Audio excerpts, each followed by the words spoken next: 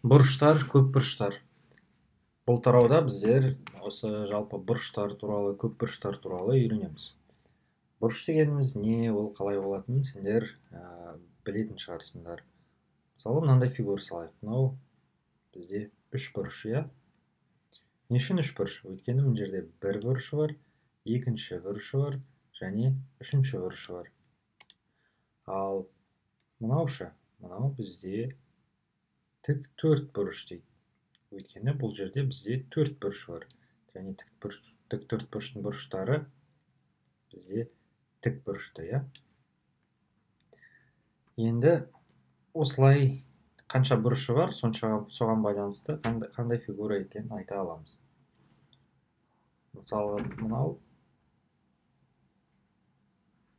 санайық, неше бұрышы бар екен мына фигураның? 1, 2, 3, 4, 5, 6, 7. Мынау сонда 7 бұрыш деп аталады. 7 бұрыш. Енді біздер бұрыштарды қалай белгілейміз? Бұрыштарды біздер мынандай символмен белгілейміз. Осылай белгіленеді. Мысалы, бізде мынандай бұрыш берілген болсын, иә? Осындай сүйір бұрыш берілген болсын. Бұндай бұрышты атау үшін біздер оған сәйкесінше әріп қоямыз. А, Б, С деп атаймыз. Мына бұрышты айту үшін біздер оны былай айта аламыз. Мынандай бұрыштың белгісін қоямыз және А, Б, С деп аталамыз. Өйткені мына жерден бастап, бір қабырғасынан бастап, бұрыштың өзі ортасында болады, сосын үшінші қабырғасын айтамыз. Немесе біздер керісінше де оқи аламыз оны, иә? С, Б, А. Ең бастысы мына Б ортасында болу керек. С, Б, А. Бұл екеуі бір бұрышты суреттеп тұр.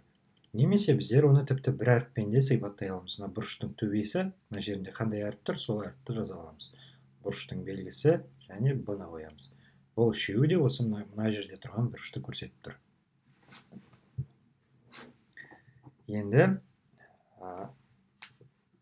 осы бұрыштарды қалай есептейтінімізді табайық. Оған кіріспес бұрын біздер бұрыштардың жалпы қандай түрлері болатынын есімізге түсіріп көрейік. Біздер білетіндей мынау тік бұрыш, иә, бұл шаршыда қолданылады. Бұл мынандай белгімен белгіленеді. Бұл тік бұрыш. Тік бұрыш дейміз. Содан кейін бізде мынандай бұрыштар бар. Бұл сүйір бұрыш дейміз.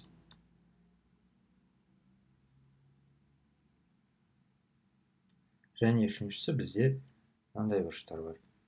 Бұл 90 градустан үлкен, ал мына сүйір бұрыштар бар 90 градустан кіші. Оны доғал бұрыш дейміз. Доғал бұрыш. Енді тағы да осыған қосыла бізде мынандай толықтай ашық бұрыш бар. Бұны біздер жазыңқы бұрыш дейміз. Жазыңқы бұрыш. Бұл дегеніміз бізде 180 градусты белгілейді. Бұрыштың қаншалықты сүйір, қаншалықты доғал екенін немесе тік екенін көрсету үшін біздер оны градус символымен белгілейміз. Яғни мына жақта мысалы 30 градус дегеніміз мына бұрыштың сүйірлігі 30 градус деген сөз. Тік бұрыштар бізде 90 градус болады. Оны қазір қалай өлшейтінімізді қазір көреміз. Сүйір бұрыштар бізде 90 градустан кіші болады. Доғал бұрыштар бізде 90 градустан үлкен болады. Ал жазыңқы бұрышымыз өзіміз айтқандай 180 градус. Біздер оны белгілегенде санды жазамыз, сосын үстіне оның мынандай кішкентай дөңгелекті саламыз. Ол градус дегенді білдіреді. Бұрыштарды өлшеу үшін жалпы транспортир деген транспортир қолданылады бұрыштарды өлшеу үшін. Мысалы, мынау транспортирдің бір суреті. Транспортирмен бұрышты өлшеу үшін біздер мына транспортирдің ортасын бұрыштың төбесіне әкеліп қоямыз, мына жерге қоямыз. Сосын бір қабырғасын мына бұрыштың бойымен жататындай қылып транспортирді орналастырамыз. Мына суретте көріп тұрсыңдар ғой. Бізде мынандай бұрыш болған болса, нүктеге төбесін қойдық және осыған параллель қылып, мына жерде транспортирді орналастырдық бір қабырғасына параллель қылып. Содан кейін біздер қараймыз, екінші қабырғасының бойымен былай жүре отырып, бұл қанша градус екенін таба аламыз. Мына жерде мысалы бізде 25 градус болып тұр. 25 градус. Ондай жағдайда мына жерде сол 25 градус болған болса, біз айтатын едік, біздің мына бұрышымыз 25 градусқа тең деп жазатын едік.